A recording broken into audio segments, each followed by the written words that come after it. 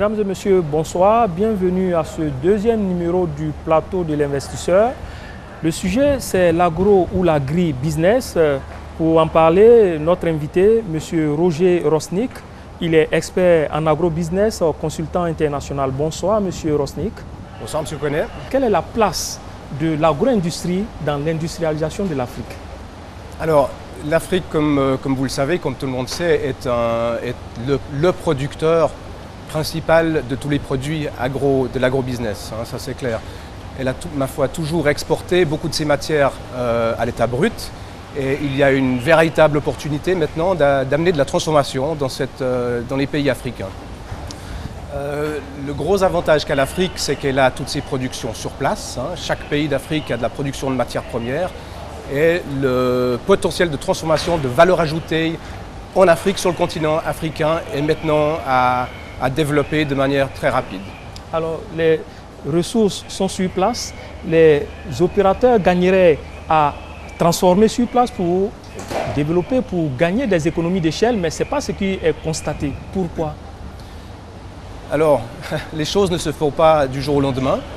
Le cas de la Côte d'Ivoire, les matières premières sont là. Elles ont été très largement exportées depuis très très longtemps. Je pense au cacao, au café, aux fruits et aux légumes qui ont été exportés. L'anacarde également. Et effectivement, il faut devenir compétitif. Il faut qu'il y ait des investisseurs qui viennent. Le cadre de base, il est là pour rendre la transformation rentable en Côte d'Ivoire, je dirais. Mais il y a quelques pionniers qui s'y lancent. J'ai rencontré beaucoup de gens, des pionniers qui s'y sont lancés il y a quelques années déjà et qui maintenant arrivent à rentabiliser des usines de transformation. Donc je dirais qu'on les joueurs maintenant, c'est des pionniers. Il faut que la masse critique soit atteinte, je dirais, je ne sais pas, encore 2 à 5 ans pour la Côte d'Ivoire, avant que la croissance exponentielle de la transformation fasse suivre un effet boule de neige pour vraiment exploiter la transformation en Afrique. Je vais prendre un exemple pratique, oui. Celui de l'anacarde. Nous avons 500 000 tonnes de produits qui sont livrés à partir des champs en Côte d'Ivoire. On a 40 000 tonnes seulement qui sont transformées autour de 8%. Comment est-ce que vous expliquez cette faible transformation, ce faible taux de transformation? Voilà. Alors, si vous voulez une réponse très courte, c'est parce que la transformation est relativement récente en Côte d'Ivoire. Maintenant, si on regarde l'image globale, les grands pays consommateurs d'anacarde sont l'Inde, les États-Unis et l'Europe. L'Inde a commencé à s'approvisionner en anacarde en Côte d'Ivoire quand elle n'en avait pas assez à produire de manière domestique chez elle. Ce qu'il faut rappeler aussi, c'est que l'anacarde a été plantée, a été exploitée en Côte d'Ivoire à partir des années 60 dans un but de lutte contre la désertification. Et c'est seulement dans les années 90 que des acheteurs indiens sont venus s'approvisionner ici car ils ont vu qu'il y avait une valeur dans ces noix de cajou et qu'ils en manquaient dans leur pays. Valeur ajoutée. Oui. Un produit à forte valeur ajoutée. Alors, voilà, tout à fait. Et traditionnellement, en Côte d'Ivoire, on a toujours exporté les noix à l'état brut vers des pays asiatiques où ils ont été transformés et réacheminées ensuite vers les marchés qui sont les États-Unis et l'Europe. Alors effectivement, ça prend un peu de temps pour se mettre en place, mais je pense qu'il y a déjà beaucoup de signes. Je dis, il y a beaucoup de pionniers qui ont déjà installé des usines de transformation ici en Côte d'Ivoire. Il y a beaucoup d'acteurs ivoiriens qui sont là. Il y a des usines internationales qui sont ici. Je pense qu'on est au premier, on a déjà 8%, c'est le plus dur. Oui, mais permettez-moi d'insister, parce que on trouve peut-être qu'il y a un problème de transfert de technologies. On a de la matière première, on peut s'appuyer sur ça, transformer sur place, donc développer beaucoup de gains. Oui, tout à fait. Mais c'est des micro-entreprises qui essaient de développer ce secteur de l'agro-business. Pourquoi les grosses pointures ne viennent pas produire sur place, donc développer toute une économie agro-industrielle qui soit beaucoup plus bénéfique, aussi bien pour le producteur que pour le consommateur?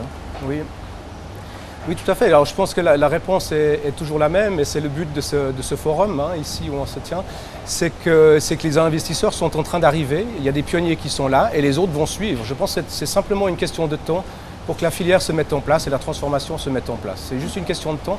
Si je prends l'exemple de l'anacarde également, qui emploie beaucoup de monde, de ce côté-là, c'est une bonne industrie à promouvoir en Côte d'Ivoire. C'est une industrie qui a technologie relativement simple, je dirais, facile à implémenter. Par contre, il y a beaucoup de connaissances professionnelles qui sont nécessaires pour le réglage des machines, pour arriver à atteindre des bons rendements de transformation de l'anacarde. Et c'est tous ces métiers, il faut former des gens. Et c'est une industrie qui est partie de rien. La transformation de l'anacarde en Côte d'Ivoire, il y a quelques années, elle est partie de rien. Et c'est tous ces gens, il y a beaucoup d'initiatives, d'interactions entre les différentes entreprises. Il y a beaucoup d'entreprises, des ONG qui sont là et qui forment continuellement des gens en Côte d'Ivoire dans ce milieu-là. Donc effectivement, pour répondre à votre question, on est au début de l'ère de la transformation de beaucoup de produits en Côte d'Ivoire. Et ça ne va pas se faire du jour au lendemain. Mais est-ce qu'on peut avoir une perspective? Ça ne va pas se faire du jour au lendemain, oui. mais dans une période de combien de temps pour qu'on puisse voir une industrie agroalimentaire qui soit à l'image du pays? Oui, alors tout à fait.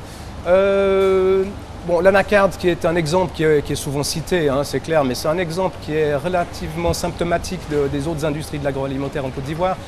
Le gouvernement a réalisé qu'il y avait quelque chose à exploiter de manière assez facile, qui était là, qu'il faut juste un peu d'effort pour pousser. Et donc on est à 8%, ce qui est déjà beaucoup de taux de transformation. L'objectif du gouvernement, c'est 35% à l'horizon 2015-2016 et 100% de transformation à l'horizon 2020. Ce sont des chiffres qui sont très ambitieux, c'est clair, mais qui sont réalistes et qui doivent pouvoir être atteints. En dehors de l'anacarde, il y a certains produits agricoles ivoiriens tels que la banane, l'igname ou bien le maïs qui ont un taux plus faible que celui de l'anacarde, les 8%. Nous sommes souvent autour de 2% ou bien 0% même pour certains produits tels que la banane. Mais le problème qui se pose aussi, c'est un problème gustatif. Il se trouve que les industriels ne sont pas toujours arrivés à concilier les habitudes alimentaires ou bien les goûts des Ivoiriens aux produits finis, aux produits élaborés, manufacturés qui sortent donc des usines. Oui, alors tout à fait. Comment est-ce que cela peut être corrigé? Alors il y a deux choses. Est-ce que c'est le produit qui doit s'adapter au marché ou est-ce que c'est le marché qui va s'adapter au produit? Oui, donc il faut trouver le juste milieu, la juste mesure. Le juste milieu, oui, tout à fait. Bon, un exemple, c'est la pomme de terre en Europe qui n'existait pas le siècle passé, au début du siècle passé, et maintenant tout le monde en mange quasiment à tous les repas. Donc là, les goûts, le marché s'est adapté à l'abondance de ce nouveau produit. Et ici, effectivement, quand on commence à transformer et mettre des produits agroalimentaires à disposition du marché ivoirien, les gens vont s'approprier ces goûts et vont réaliser qu'il y a des nouveaux produits. Je le dis parce que vous, en tant qu'expert, vous avez certainement constaté cela. On a eu en Côte d'Ivoire ici le foutou qui est fait de manière industrielle, qui n'a pas véritablement accroché le consommateur local. Il y a eu aussi la sauce graine en boîte qui n'a pas véritablement marché. On se dit qu'il y a un travail peut-être d'éducation alimentaire à faire ou bien d'éducation industrielle. Est-ce qu'il ne faut pas que l'industrie s'adapte aux habitudes, au goût de l'Ivoirien pour que le goût soit assez fidèle par rapport aux produits naturels qu'il consomme? Oui, alors effectivement, on peut essayer d'expliquer, de donner des informations pertinentes sur les valeurs nutritives et puis sur le goût et comment est-ce qu'on peut utiliser. Je regarde, il y a de nouveau, je vais citer un exemple anacarde, mais il y a la pomme de cajou qui est en général pas consommée à l'état brut, mais dans d'autres pays, elle est consommée sous toutes ses formes. Je pense au Brésil notamment qui va manger des pommes de cajou et qui seront mangées sous forme de jus, sous forme de confiture, sous forme de vinaigre. Ici en Côte d'Ivoire, malgré qu'elles sont là depuis les années 60 déjà, les gens ne les consomment pas. Donc je pense qu'il y a un travail, je dirais pas d'éducation, mais d'information du marché, des consommateurs, qu'il y a des fruits qui sont là à disposition et qui sont de très bonne qualité, qu'on peut les manger. Pour le consommateur, est-ce que cette transformation qui s'annonce pourrait être bénéfique? Je parle en termes de coût, c'est toujours ce facteur, cet indicateur-là que le consommateur regarde, le prix de ces produits par rapport aux produits naturels.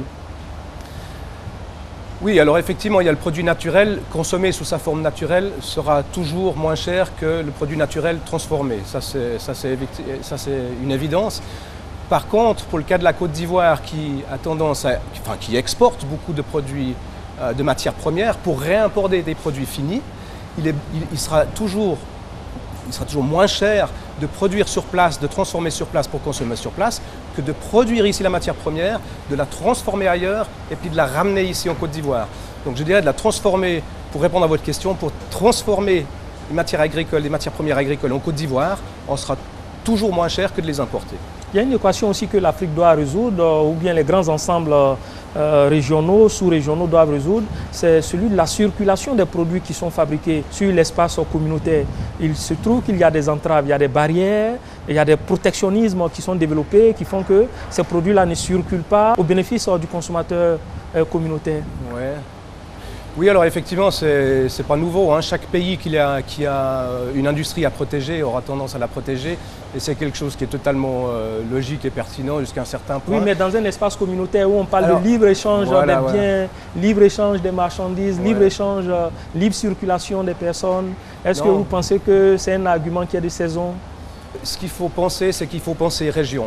Il faut penser il ne faut pas penser qu'est-ce qui va profiter à la Côte d'Ivoire ou qu'est-ce qui va profiter à vos pays voisins. Il faut penser qu'est-ce qui va profiter à la région, à la communauté. Voilà. Et certainement, en augmentant les dialogues, les accords bilatéraux, on peut trouver des avantages entre les pays pour profiter à la sous-région dans sa totalité. Donc je dirais, plus il y a de discussions, de dialogues, d'accords bilatéraux entre les pays, on va trouver des solutions parce que ce qui profite à un pays peut également profiter à l'autre. On peut échanger certains avantages. C'est le principe du commerce international. C'est le principe du commerce international. Oui. Alors il faut que ce principe-là soit appliqué parce que ça existe dans les textes, mais dans la réalité, c'est toute une autre paire du manche. Oui, alors je ne peux pas vous, en tant que consultant international, à quoi vous mènent vos réflexions sur le sujet? Bon, mes réflexions vont dans la même lignée que ce que je développais avant, c'est que c'est une question de temps aussi, hein, que la CEDEAO ou l'UEMOA se mettent en place et puis qu'il y ait des véritables accords qui se mettent en place qui permettent la libre circulation de beaucoup de produits au profit de la sous-région. Une question peut-être périphérique mais importante à mes yeux. Vous êtes expert dans l'agrobusiness, vous êtes consultant international.